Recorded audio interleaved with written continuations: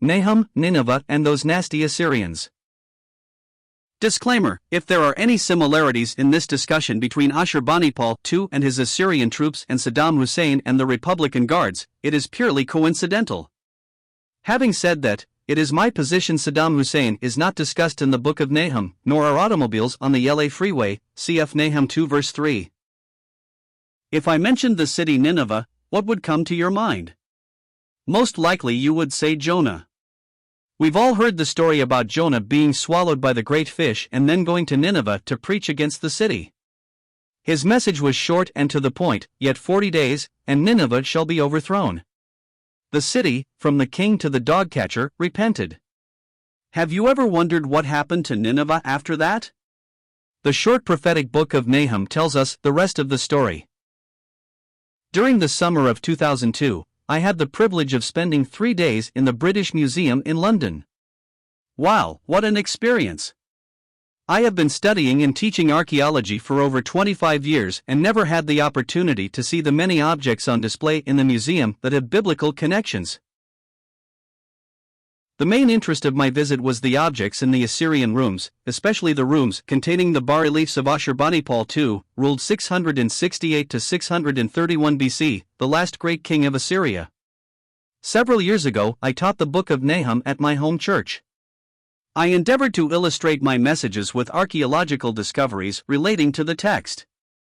In my studies, I was surprised at the number of references to objects in the British Museum. When I first visited the rooms with the reliefs, I was not disappointed. With the Book of Nahum open before me, most of the word pictures in the book could be illustrated, in one way or another, from the reliefs of Ashurbanipal II. In this article we will visit the galleries associated with the Book of Nahum and visualize the rest of the story. The date of the Book of Nahum. Scholars have long debated the date of the Book of Nahum. A wide range of dates has been suggested, from the 8th century BC, Feinberg 1951:126-148, to the Maccabean period, early 2nd century BC, Haupt. Yet the book gives us internal chronological parameters in order to date the book. Nahum describes the conquest of Thebes, Noaman, by Ashurbanipal II in 663 BC as a past event, thus the book could not have been written before that date. The entire book is a prediction of the fall of the city of Nineveh in 612 BC. Thus, the book was written somewhere between 663 and 612 BC. A case can be made for the proclamation of the message and writing of the book about 650 BC. If this is the correct date, the Spirit of God used this book to put King Manasseh into a position where he could come to faith and to bring Judah back to the Lord. Up until this point in the reign of King Manasseh, the kingdom, led by the king, was more evil than the nations whom the Lord had destroyed before the children of Israel. 2 Chronicles 33 verse 9. The Lord sent seers, prophets, to speak to the nation, but the nation would not listen to the word of God. 33:10-18. While not named, one of the seers was probably Nahum. His vision concerning the total destruction of Nineveh would be seen by the Assyrian overlords as fomenting rebellion and insurrection, and possibly seen as support for Shamash-shum-ukin, the king of Babylon, in his current civil war with his brother Ashurbanipal II. If a copy of the Book of Nahum fell into the hands of the Assyrian intelligence community, King Manasseh would have had to give account for this book. The biblical records state, "The Lord brought upon them, Judah, the captains of the army of the king of Assyria, who took Manasseh with hooks, bound him with bronze fetters, and carried him off to Babylon." 2 Chronicles 33 verse 11. This event would have transpired in 648 BC, the year that Ashurbanipal II temporarily ruled Babylon after he eliminated his brother as a result of the 4-year civil war, reigning 1993-160. Dragging someone off with hooks in their nose would be in keeping with Ashurbanipal's character. In the excavations of Samel, Zinkerli, a stela was found with Esarhaddon holding 2 leashes attached to the nose rings of Baal of Tyre and Usanahuru, a crown prince of Egypt. Flanking the stela, watching intently, is Esarhaddon's son, Ashurbanipal on the left and his brother Shamash-shum-ukin on the right. Ashurbanipal observed his father's brutality and followed his example, Parpala and Watanabe 1988:20-21. During Manasseh's interrogation by Ashurbanipal II, and it must have been a brutal one, the text uses the word afflicted, he implored the Lord his God, and humbled himself greatly before the God of his fathers, and prayed to him, and he received his entreaty, heard his supplication, and brought him back to Jerusalem into his kingdom. Then Manasseh knew that the Lord was God. 2 Chronicles 33 verses 12 and 13. Upon his return to Jerusalem, Manasseh began building projects in the city as well as elsewhere in Judah and removed the idols and altars he had placed in the temple. 2 Chronicles 33 verses 14 to 15. He also repaired the altar of the Lord, sacrificed peace offerings and thanks offerings on it, and commanded Judah to serve the Lord God of Israel. 33:16. This activity was in accord with what Nahum had challenged the people to do. Behold, on the mountains the feet of him who brings good tidings, who proclaims peace. O Judah, keep your appointed feast, perform your vows. For the wicked one shall no more pass through you, he is utterly cut off. 1:15. The challenge was for Judeans to renew their pilgrimages to Jerusalem for the thrice-yearly feasts of Pesach, Passover, Shavuot, Pentecost, and Sukkot, Tabernacles, Exodus 23 verses 14 to 17, 34 verses 22 to 24, Deuteronomy 16 verses 16 and 17. There was also a command for the remnant that faithfully prayed to the Lord, desiring to bring the nation back to biblical worship and to bring the king to the Lord. They were to perform the vow they had made to the Lord. The Bible records a half-hearted attempt to return to biblical worship. Nevertheless, the people still sacrificed on the high places, but only to the Lord their God. 2 Chronicles 33 verse 17. The only true place of worship was the temple in Jerusalem, not the high places. Nahum prophesied the destruction of Nineveh, the capital of the sole superpower, at the zenith of Assyria's power and glory. He boldly proclaimed a message that was not popular nor politically correct. In fact, most Judeans would think his prediction of the downfall of Nineveh was impossible. The reliefs from Ashurbanipal's palace in the British Museum. Ashurbanipal II reigned in Nineveh from 668 to 631 BC. At the beginning of his reign he lived in Sennacherib's palace without rival. Ashurbanipal refurbished the palace about 650 BC. In Room XXXII, he placed his own wall reliefs. Ashurbanipal's other major construction project was the North Palace for the Crown Prince, Russell 1999, 154. Nahum was from Elkosh, not a 1:1. Some scholars have suggested Elkosh was located at the village of Al-Kush, 25 miles north of modern-day Mosul, a city that is across the Tigris River from Nineveh. These scholars take this position because, 1. The names are similar, 2. The local Christian tradition holds that Nahum was from there and his tomb was there, and 3. Nahum's writings show his familiarity with the city of Nineveh. Some speculate that Nahum was an Israelite captive who lived in the area and was an eyewitness to the city. There is, however, another possibility. Elkosh was in southern Judah and Nahum was part of the Judean emissary that brought the yearly tribute from King Manasseh to Nineveh. While in Nineveh, he would have observed the broad roads, not 2:4, walls, not 2:5, gates, not 2:6, temples and idols, 114, and its vast wealth, 2:9. I'm sure the minister of propaganda would have shown him the wall reliefs in Ashurbanipal's residence. These reliefs were intended as propaganda to impress, intimidate and instigate by representing the might of Assyrian power and the harsh punishment of rebels, Camillus 1989, 56. Or as Esarhaddon would say, for the gaze of all my foes, to the end of days, I said it, stela, up, Luckenbill 1989, 227. Let us examine the reliefs found on the walls of Ashurbanipal's palace and see how they illustrate the word pictures used by Nahum in his book. Blasphemy against Assur, Nahum 1 verse 14. In 650 BC, Nahum would have seen the newly opened Room XXXII in the Southwest Palace of Nineveh, Sennacherib's palace without rival, with the reliefs depicting the campaign against Tumman of Elam and Dunanu of Gambula in 653 BC. One particular relief would have caught his attention, WA 124802, Slab 4. On it, a pair of Elamite captives is being depicted as having their tongues pulled out and being flayed. The caption above stated, Mr. Blank and Mr. Blank spoke great insults against Assur, the god, my creator. Their tongues I tore out, their skins I flayed, Russell 1999, 180, Girardi 1988, 31. These two individuals are identified in Ashurbanipal's annals as Mundukiye and Nabuyusali, Russell 1999, 163.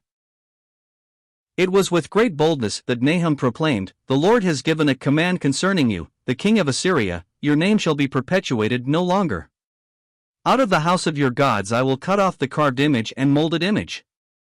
I will dig your grave, for you are vile." 114. These words were a direct attack on Assur and the rest of the Assyrian deities, as well as the king. Yet Nahum boldly proclaimed the message God gave him, in spite of the potential threat to his life. Chariots, not Volkswagens. Nahum 2 verses 3 and 4. The second chapter of Nahum describes the fall of the city of Nineveh to the Babylonians and Medes in 612 BC. He describes in detail the shields, chariots and spears of the Assyrian foes. While we do not have any contemporary Babylonian reliefs of their chariots, there are Assyrian reliefs of Assyrian chariots riding furiously.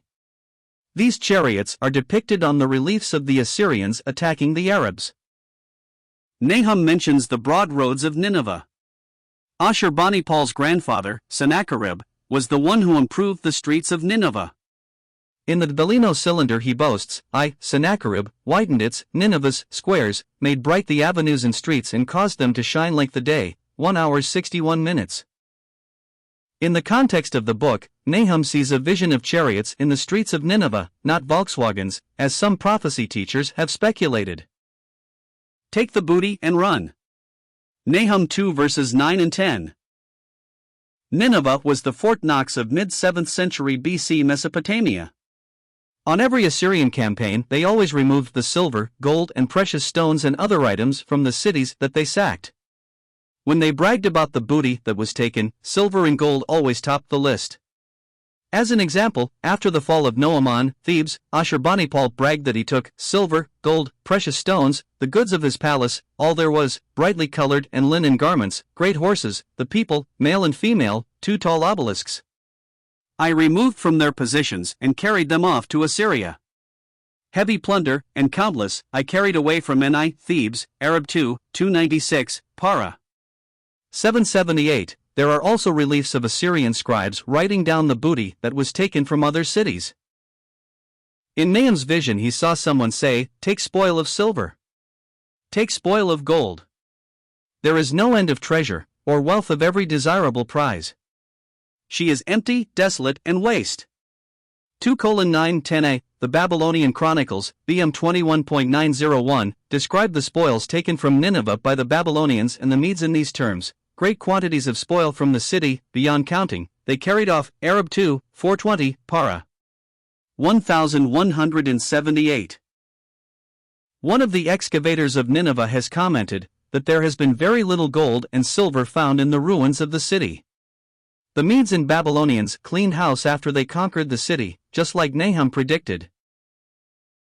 Diodorus, a Greek historian from Sicily, writing in the 1st century BC, described the final hours of the king of Nineveh, Sardanapalus, in these words: "In order that he might not fall into the hands of the enemy, he built an enormous pyre in his palace, heaped upon it all his gold and silver as well as every article of the royal wardrobe, and then he consigned his concubines and eunuchs, and himself and his palace to the flame." Book 2, 27:2, LCL 1:441.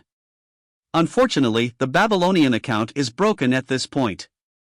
It says, "On that day Sinsharishkan, king of Assyria, fled from the city." Arab 2, 420, Para. 1178. If Diodorus is correct, the king of Assyria tried to take his wealth with him. At best, the gold and silver melted and were collected later. The Bible is clear that people cannot take their wealth with them to the afterlife, but it can be sent on ahead. The Lord Jesus admonishes his disciples to lay up for themselves treasures in heaven, Matt 619-21. The Lion Hunt, Nahum 2 verses 11-13. David Dorsey, in his outstanding book, The Literary Structure of the Old Testament, 1999:301-305, places the Lion's Den verses, 2:11-13, at the center of the book's chiastic structure. In commenting on the pattern of the structure he says, "This progression underscores the certainty of Nineveh's fall. Yahweh's prophet not only believes that it will happen, he composes dirges as though it has already happened." The placement of the eulogy over the lion's den in the book's highlighted central position reinforces this sense of certainty. 1999:304, italics mine. Nahum used the lion and lion hunt motifs that both the Judeans and Assyrians would have been well familiar. The Assyrians had a long history of depicting their king and warriors as mighty lions or great lion hunters. Johnston 2001:296-301. The Bible also depicts the Assyrian warriors as roaring lions, Isaiah 5 verse 29, and Yahweh is a lion who will tear up his prey and carry it off to his lair, Hosea 5 verses 14 and 15, 13 verses 7 and 8, Johnston 2001:294-295. According to Ashurbanipal's annals, at the beginning of his reign, two deities, Adad and Ea, blessed the land of Assyria with plenty of rain. This rain caused the forests to thrive and the reeds in the marshes to flourish. This blessing resulted in a population explosion among the lions. They exerted their influence in the hills and on the plain by attacking herds of cattle, flocks of sheep and people. Many were killed. Arab 2, 363, Para. 935, Ashurbanipal II, following in the footsteps of his predecessors, took charge of the lion hunts in order to control the lion population. Arab 2, 392, Para. 1025. Ashurbanipal also engaged in lion hunting as a sport. Apparently lions were captured alive and put in cages in the king's garden in Nineveh and used for staged lion hunts. Wiesert 1997:339-358. One relief that was found in the North Palace at Nineveh and had apparently fallen into Room S from a second floor had 3 panels depicting a lion hunt. On the top panel, a lion is released from a cage and Ashurbanipal is shooting him with arrows. The central panel is interesting because it shows the bravery of the king. On the right side of the panel, soldiers are distracting a lion. On the left side, Ashurbanipal sneaks up and grabs the lion by the tail as he rears to his hind legs. I dare anybody to try this stunt at a zoo today.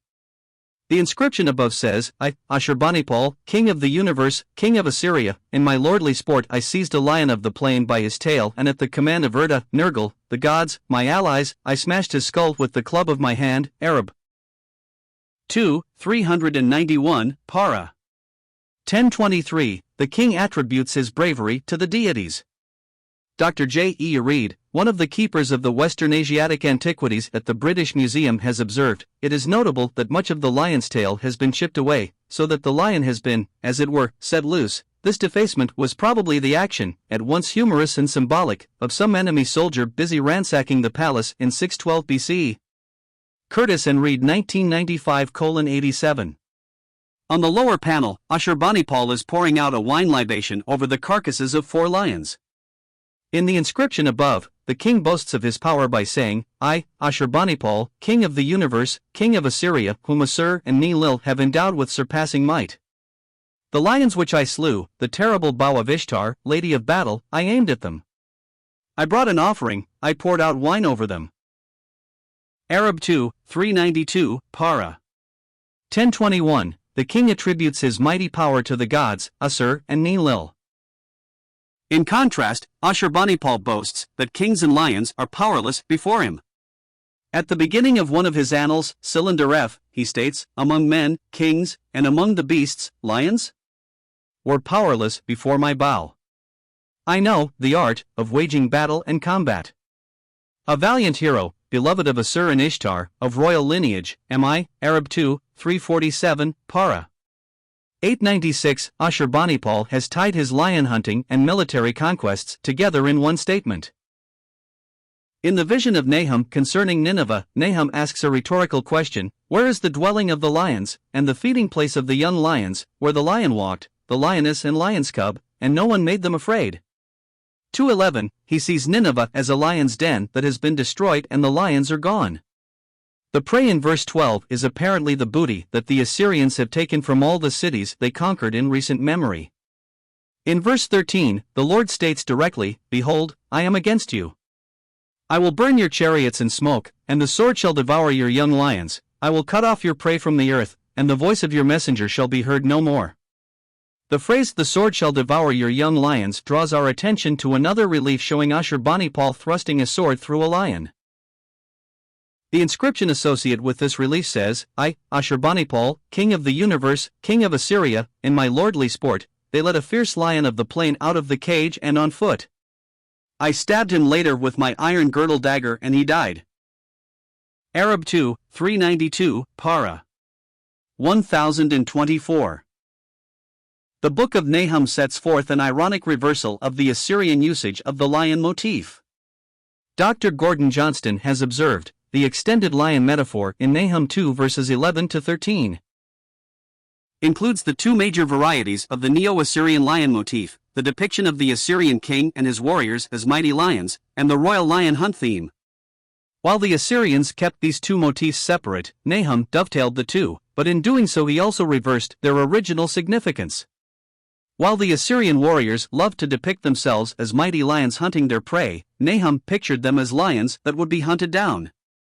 The Assyrian kings also boasted that they were mighty hunters in royal lion hunts. Nahum pictured them as the lion being hunted in the lion hunt.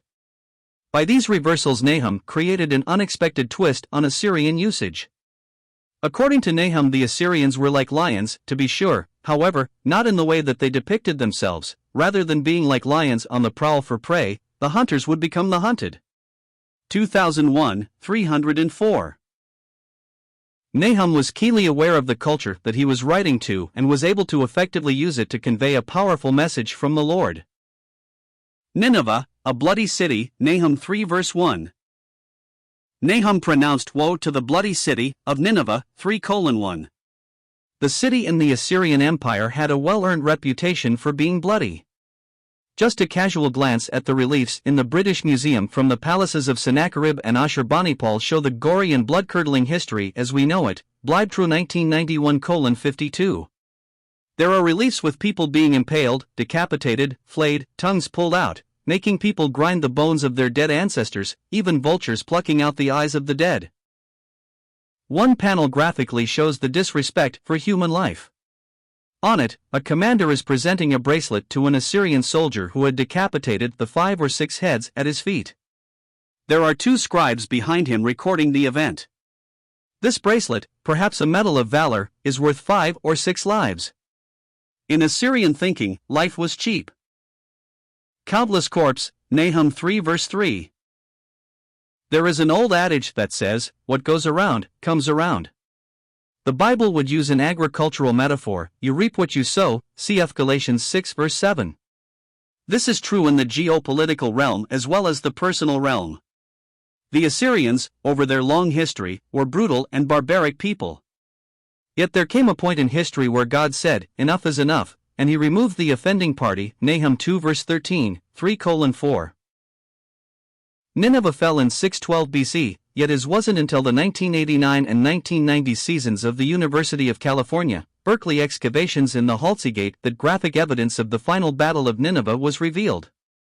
Upwards to 16 bodies were excavated in the gate, all slain, Stronach and Lumsden 1992, 227 to 233, Stronach 1997, 315 to 319.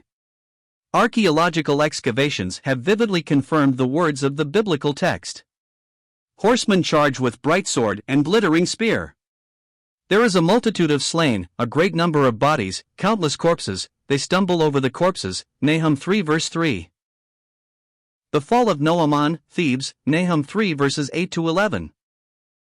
Nahum taunts the Assyrians for trusting in their fortifications for protection and security. Nineveh was a heavily fortified city, yet the Lord had decreed its demise.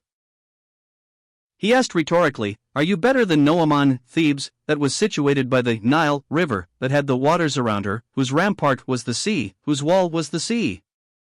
3:8. Nahum is the Egyptian word for city of the deity, Ammon, commonly known today by its Greek name, Thebes. Esarhaddon had taken Egypt on his second invasion in 671 BC.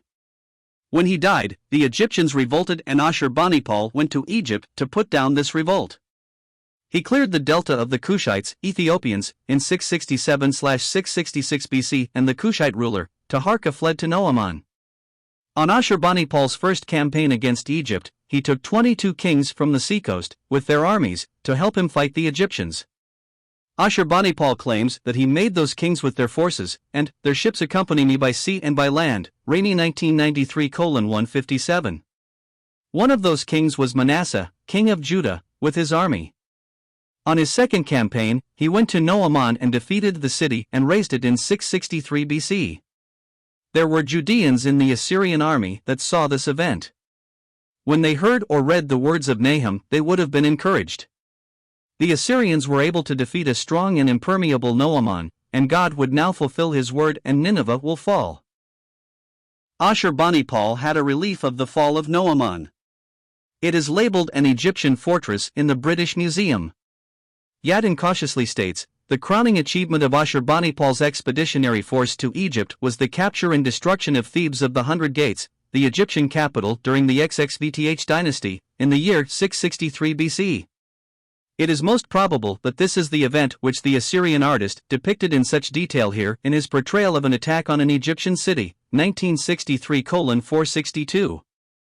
If this is the case, we have a very graphic illustration of the biblical text. The top of the relief has the Assyrians besieging the city with ladders, soldiers undermining the walls and a soldier torching the gate. A close examination of the defenders reveals that there are two ethnic groups defending the city. One group with the Negroid features is the Ethiopians and the others are the Egyptians. Nahum said, Ethiopia and Egypt were her strength. And it was boundless, 3:9 a.m. On the left of the relief, above the Nile River, are Ethiopian captives being taken out of Nahum. A careful examination of these captives reveals chains on their ankles. Nahum prophesied, yet she was carried away, she went into captivity. They cast lots for her honorable men, and all her great men were bound in chains, 3:10. Another remarkable illustration of the biblical text is the group of 12 Egyptians to the right side of the relief awaiting their fate on the banks of the Nile River. As I stared at the group, I noticed 3 children. 2 were seated on the donkey and 1 was on the shoulder of his father. I could not help but wonder if these children knew the fate that awaited them. The words of the prophet were, her young children also were dashed to pieces at the head of every street, 3:10. Thankfully the Assyrian artist did not have the audacity to carve this scene on the relief. An interesting side note should be mentioned. Manasseh was with Ashurbanipal II when he conquered Nahum, the city of the deity Ammon, in 663 BC. That was the year that a son was born to him, the future king of Judah, Ammon. Apparently Manasseh named his son after the Egyptian deity Ammon. This is consistent with Manasseh's character of following after other gods. But why an Egyptian god and not an Assyrian one, I do not know. The fig trees in the forts, Nahum 3 verse 12. After asking Nineveh, are you better than Nahum? Nahum proceeds to describe the rapid fall of the cities and fortress surrounding Nineveh. He says, all your strongholds are fig trees with ripened figs, if they are shaken, they will fall into the mouth of the eater, 3:13. When the figs are ripe, they drop easily from the tree when shaken. This is a word picture that the Ninevites knew from personal experience. Figs were common in Nineveh, as attested to by their appearance on reliefs. A locust at the banquet, Nahum 3:15b17. One of the most pathetic reliefs in Ashurbanipal's palace is one of a royal banquet that commemorated the defeat of the king's most hated foe, Tuman, the king of Elam. On this relief, Ashurbanipal is reclining on a couch under a grapevine in his garden sipping wine with his consort. There are servants around them with fans, while other servants are bringing food and playing musical instruments. From Ashurbanipal's vantage point on the couch, he could gaze on the trophy head of the Elamite king hanging from a ring in the fir tree. In a warped perversion of a biblical description of peace, that of every man sitting under his vine and fig tree, Micah 4 verses 1-4, this relief commemorated the cessation of war with the Elamites after 9 years. Ashurbanipal attributes his victory to the Assyrian pantheon, and in particular, the deities Ashur and Ishtar of Arbela. Thus the human head may be viewed as more than a memorial to a successful battle, it is symbolic of a major threat to the Assyrian throne, a threat that was decisively eliminated through divine might, Albenda 1977:35. Yet Micah says that real peace will come when the nations go to the Lord's house in Jerusalem and worship him. Then they shall beat their swords into plowshares, and their spears into pruning hooks, nations shall not lift up sword against nations, neither shall they learn war anymore. Micah 4 verse 3. There is one detail in this relief that should not be missed. In the upper left-hand corner is one locust sitting on top of a palm tree. To its right is a bird swooping down as if to catch it. One art historian describes the scene this way: related to this is the image of a locust alight upon an upper branch of a tree, a short distance from the severed head of Tumen. A bird sweeps down toward the insect as if to devour it. This apparently minor detail may have special meaning, for in the annals Ashurbanipal describes the Elamites as a dense swarm of grasshoppers, Arab 2, 329, para. 855. Within this context, the locust may signify the last vestige of a once dreadful enemy, now virtually eliminated, Albended 1977:31-32. At the end of the book of Nahum we have another reversal of fortune. Instead of the Elamites being the locusts, the Assyrians are, and they are about to be eliminated. But Nahum does not describe the destructive aspects of the locust plague, but rather, the flight of the locusts after they have done their damage. In Nahum 3 verse 17 he states, "Your commanders are like swarming locusts, and your generals like great grasshoppers, which camp in the hedges on a cold day. When the sun arises they flee away, and the place where they are is not known." One of the pioneer Israeli biologists, Professor F. S. Bodenheimer, puts this aspect of Nahum's mention of locusts in scientific terms. He describes his observations of the body temperature of the desert locusts, Schistosarca gregaria, in the fifth hopper stage. Thus, since dawn the locusts had been turning their bodies towards the rays of the sun to drink the maximum of heat. Intensive migration set in only when the body temperature had reached about 40 degrees Celsius. This utilization of sun radiation we called heliothermy, 1959:202. He attributes the first mention of heliothermy to Nahum, 1959:201. The Fall of Nineveh. Prior to the beginning of the 20th century, commentators discussed the date for the Fall of Nineveh. The possibilities for this event ranged from 716 to 709 BC. In 1923, C. J. Gad published a tablet from Babylon in the possession of the British Museum. The tablet was called the Babylonian Chronicles, BM 21.901, and it covered the years 616 to 609 BC, or the 10th to the 17th year of Nabopolassar, king of Babylon. The annals place the fall of Nineveh in the 14th year of his reign, the year 612 BC. This event provides the student of history with an absolute chronological peg for biblical and Assyrian history. Conclusions. We have journeyed through the halls of the British Museum in this article, pointing out the reliefs and objects that help to illustrate the text of the small, yet important book of Nahum. My hope is that this discussion has helped make the biblical text come alive and has given the student of the scriptures a more accurate visual aid to the Bible. Bibliography.